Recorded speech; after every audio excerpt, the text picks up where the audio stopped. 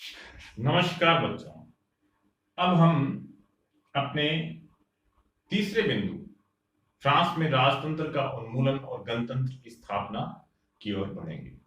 ये क्रांति धीरे धीरे फ्रांस में चरणबद्ध रूप से आगे बढ़ती जा रही है। इसलिए इससे पीछे हमने ये देखा कि किस प्रकार फ्रांस में संसदीय राजतंत्र की स्थापना हुई, यानी राजा पर संसद का नियंत्रण स्थापित हुआ।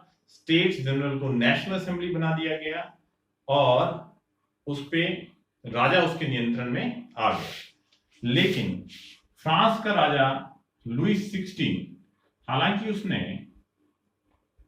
संविधान पर हस्ताक्षर कर दिए थे, पर फिर भी अंदर ही अंदर वो अन्य राजाओं से, जिसमें ऑस्ट्रिया था और प्रशा था, उस समय के शक्तिशाली राजा, उनसे गुप्त वार्ताएं करने लगा।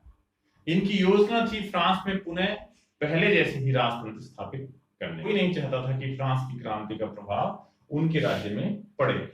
इसलिए बहुत से राज्य जैसे कि प्रशा और ऑस्ट्रिया फ्रांस के अंदर सेना भेजने की योजना बना रहे थे और लुईस 16 इनसे गुप्त वार्ताओं में संलग्न था, शामिल था। ऐसी स्थिति में नेशनल असेंबली ने, वही नेशनल असेंबली जो स्पेनिश कोर्ट की शपथ से बनी थी, उसने रूढ़िवादी शासकों के विरुद्ध या प्रशा और ऑस्ट्रिया के विरुद्ध युद्ध की घोषणा कर दी, क्योंकि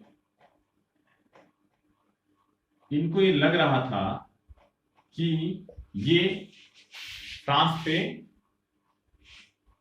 राजा की सपोर्ट में हमला कर सकते हैं। लुईस 16 की सत्ता को पुनः स्थापित करने के लिए ये फ्रांस पे हमला कर सकते हैं। इसलिए नेशनल असेंबली ने खुद ही 1792 में ऑस्ट्रिया के विरुद्ध युद्ध की घोषणा कर दी।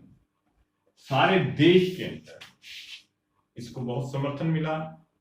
लोग पेरिस की ओर कूच करने लगे, देशभक्ति के तराने गाने गाने लगे और इस युद्ध को उन्होंने ऐसा कहा कि ये युद्ध कुलीन वर्ग के विरुद्ध है।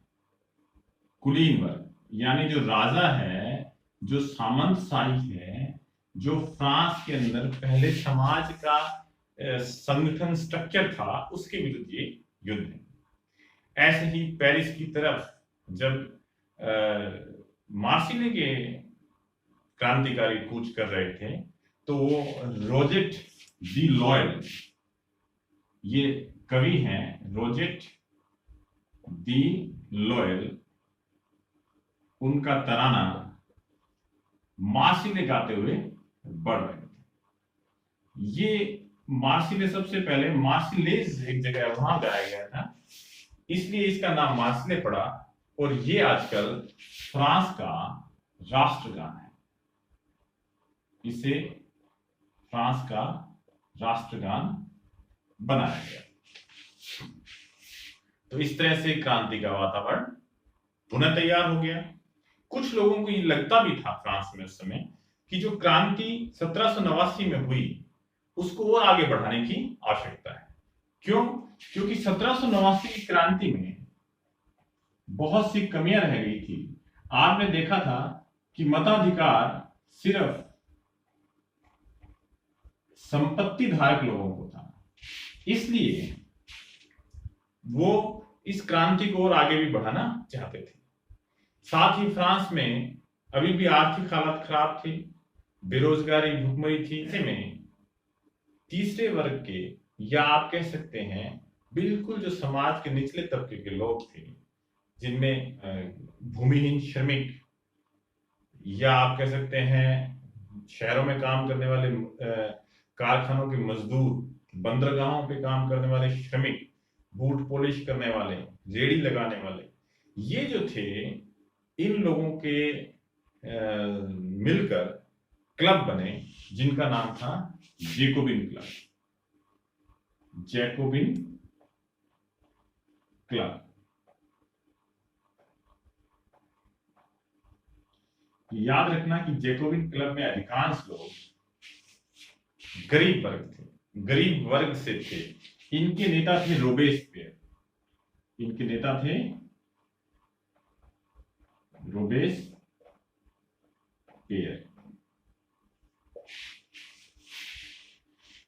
इन लोगों ने इस बार क्रांति की बागडोर संभाली।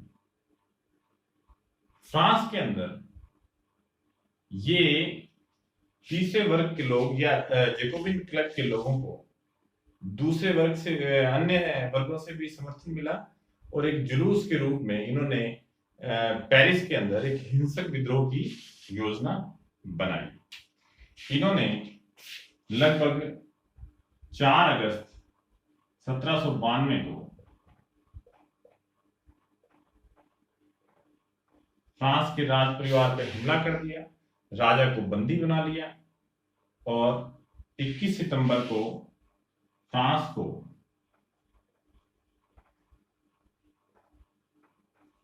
गणतंत्र घोषित कर दिया। गणतंत्र बना दिया। दोबारा चुनाव हुए और इस बार 21 वर्ष से ऊपर के 21 वर्ष से अधिक के सभी पुरुषों को, चाहे उनके पास संपत्ति हो या ना हो, सबको मताधिकार दिया गया। यानी ये क्रांति का एक नेक्स्ट स्टेप था। इस बार राजा की जगह गणतंत्र स्थापित है। आप जानते हो गणतंत्र एक ऐसा शासन होता है जिसके अंदर शासक को जनता चुनती है। तो फ्रांस में ये गणतंत्र स्थापित हो गया। फ्रांस में 21 वर्ष से अधिक उम्र के सभी पुरुषों को, चाहे वो अमीर गरीब हो, मताधिकार प्राप्त हुआ। लेकिन औरतों को अभी भी मताधिकार नहीं है, जिसे हम आगे 4th टॉपिक में पढ़ेंगे। नई जो नेशनल असेंबली को भंग करके नई असेंबली के चुनाव हुए और उसे कहा गया कन्वेंशन। जो नई असेंबली बनी उसे कन्वेंशन कहा गया। यानी फ्रांस में कन्वेंशन का शासन स्थापित हो गया और ये क्रांति का नेतृत्व जैकोबिन क्लब और रोबेस्पियर ने किया था। अब हमने शुरू में बास्टील के संघर्ष के समय बात की थी कि ये एक ऐसी घटना की शुरुआत थी जिसका अंत राजा को फांसी देकर हुआ। तो इसी कन्वेंशन के न्यायालय ने राजा को देशद्रोह का आरोपी साबित किया। ये लुई 16 जो गुप्त वार्ताएं कर रहा था विदेशी साम्राज्यों से, तो इस आधार पर कन्वेंशन के न्यायालय ने राजा लुई 16 को देशद्रोह का आरोपी साबित किया, ठहराया और 21 जनवरी को सार्वजनिक रूप से इसे फांसी दे दी गई। ये बदलाव है। वो राजा जो शासक था, फ्रांस के राज परिवार का राजा, उसको फांसी दे दी गई। यही हाल कुछ समय के बाद उसकी पत्नी एंटोनेट का हुआ। इस तरह से आप कह सकते हैं कि फ्रांस में क्रांति का ये चरण पूर्ण हुआ और फ्रांस पूरी तरह से राजतंत्र से लोकतंत्र बन गया। सत्ता जनता के हाथों में आ गई। लेकिन क्या सब कुछ सही था? क्या वो सारे सपने पूरे हुए जो जनता ने देखे थे? उसके लिए हम अगले टॉपिक में बात करेंगे। धन्यवाद। अब हम इसी के अगले बिंदु को पढ़ते हैं, जिससे स्पष्ट हो जाएगा कि जैसा लोगों ने सोचा था ये गणतंत्र वैसा नहीं है। अगला टॉपिक है 3 पॉइंट, आतंक का राज। आतंक का राज, इससे मतलब ये है कि भय का शासन, लोग डर गए। अब अभी तो हमने पढ़ा कि फ्रांस में राजतंत्र की जगह गणतंत्र स्थापित हो गया और गणतंत्र तो हमेशा अच्छा होता है। हमने पढ़ा जनता का शासन स्थापित हो गया, एक चुनी हुई सरकार बनी। फिर ये कैसे कह सकते हैं कि आतंक का राज?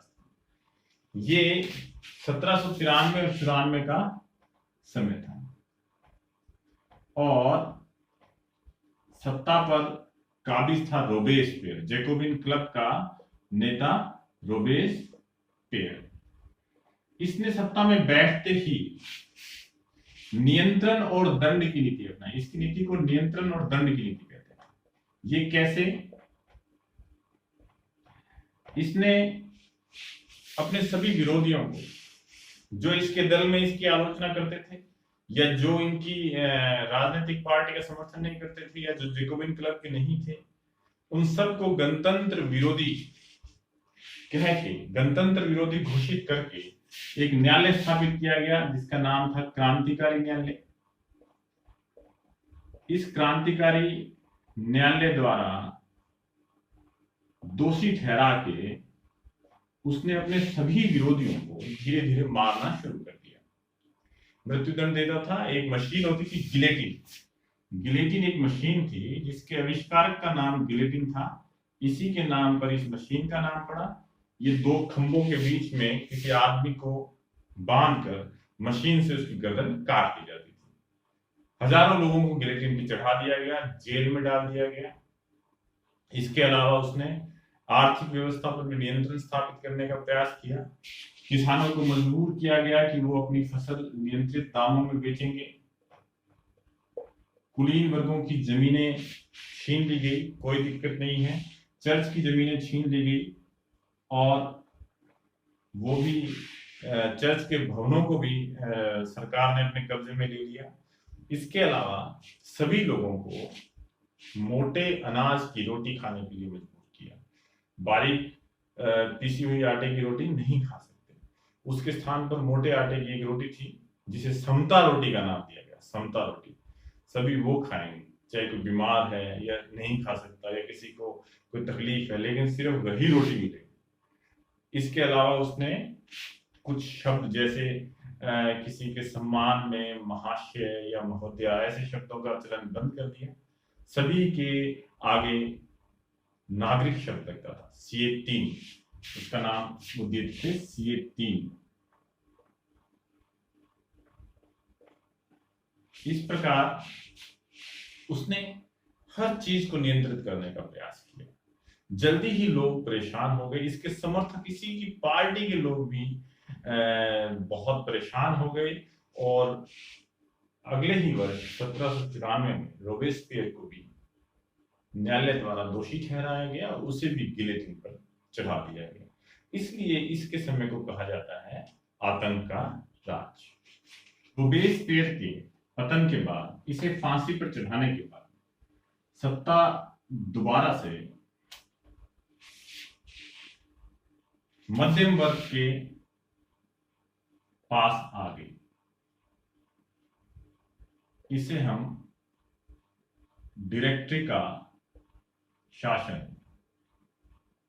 कहते हैं। रोबेस्पियर के पतन के बाद सत्ता पुनः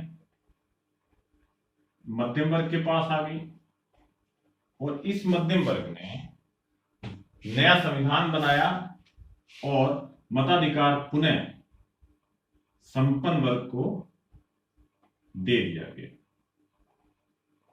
देखो, इसे समझने की आवश्यकता है। फ्रांस में पहले नेशनल असेंबली ने उन लोगों को मताधिकार दिया जो 3 दिन की मजदूरी के बराबर कर देते थे।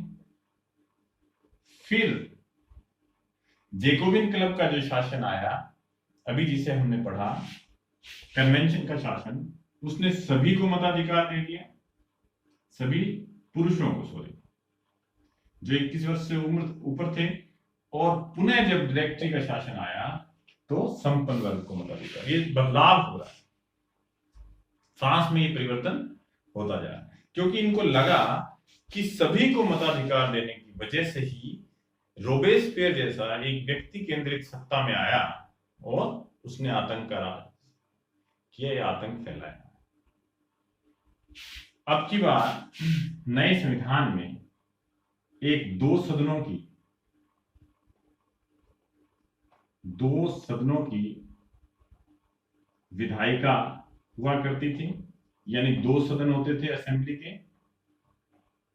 और कार्यपालिका जो थी, यानी जो काम करेंगे, जो लागू करेंगे कानूनों को, वो एक 5 सदस्यों की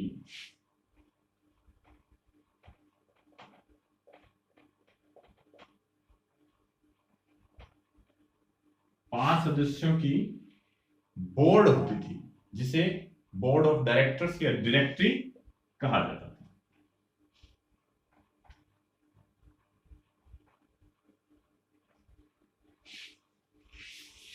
ऐसा इसलिए किया गया था क्योंकि पिछला अनुभव बताता था कि जब सत्ता एक व्यक्ति के पास केंद्रित रहती है, वो एक व्यक्ति कौन था? रोबेस्पियर, तो फिर वो अपनी मनमर्जी कर सकता है। इसलिए 5 सदस्यों की एक डायरेक्टरी को शासन संचालित करने का जिम्मा सौंपा।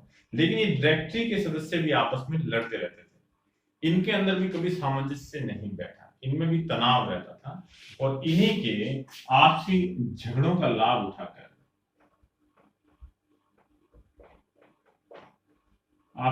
लाभ उठाकर सेनापति नेपोलियन ने सत्ता पे कब्जा कर लिया।